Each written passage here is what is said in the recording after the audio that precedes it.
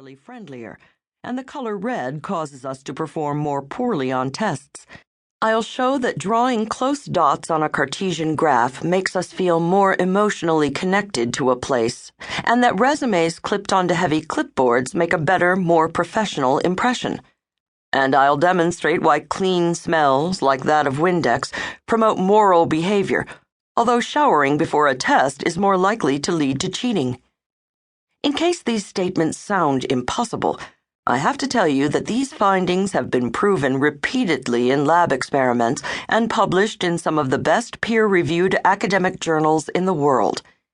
These astonishing facts actually point to a new way of understanding how our minds work, and Sensation presents these studies for you, the general reader, for the first time.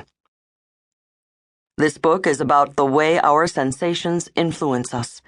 Unseen cues that surround us may cause us to lose sleep, fail a test, and even fall in love. In the Hans Christian Andersen fairy tale, The Princess and the Pea, only a princess is sensitive enough to feel a pea placed underneath 20 feather beds and 20 mattresses.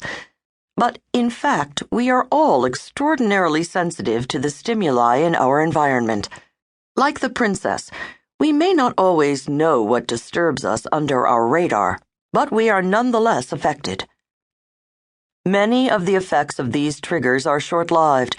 They glow ephemerally in the subconscious for a little while, but don't change us permanently. Yet what is brief is not necessarily unimportant. Our actions under these triggers' influence can make a significant difference in our effectiveness in business meetings, classrooms, and sports. They can affect how we feel on first dates and how we're perceived in an interview for a job. This book will raise your awareness of these triggers, or Ps, and their effects, on both your own and others' thoughts and actions.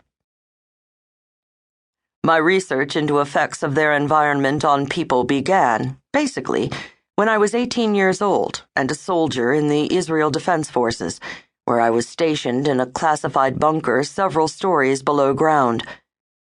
I was in my first year of university studying psychology and would work 48-hour shifts at the base so I could leave to attend class, where I would sit through lectures about the human mind under extreme conditions. With a slight sense of irony, I would then return to a metal cave to work without sleep for another 2 days straight. My life was basically an experiment. At the base, we lived and worked under relentless fluorescent lights, breathing the same recycled air over and over. We napped in small, pitch-black rooms, where, during most of my time underground, I lost track of day and night. Immersed in psychology at the university when I was above ground, I couldn't help but study every facial expression and odd behavior of my fellow soldiers whenever I returned to the bunker.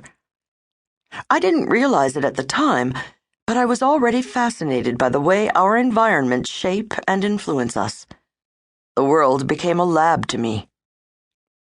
I received my degree in clinical psychology and followed it with postdoctoral studies at Harvard. As a professor of psychology, I studied how stereotypes, personality characteristics, and culture influence our behavior, specializing in the psychology of gender identity in both children and adults. I designed interesting experiments that were published in prestigious journals, and I truly loved what I did.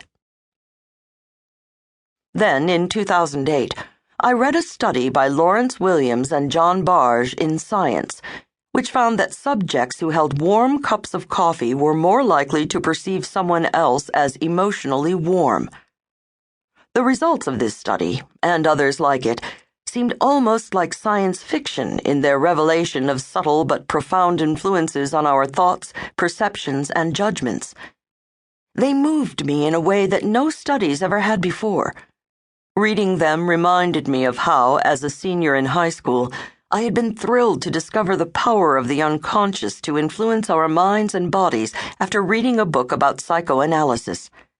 The stories of patients who had suffered from physical symptoms such as paralysis or vision disturbances, but were cured by talking techniques, by becoming aware of unconscious drives that caused their symptoms, had inspired me to become a psychologist.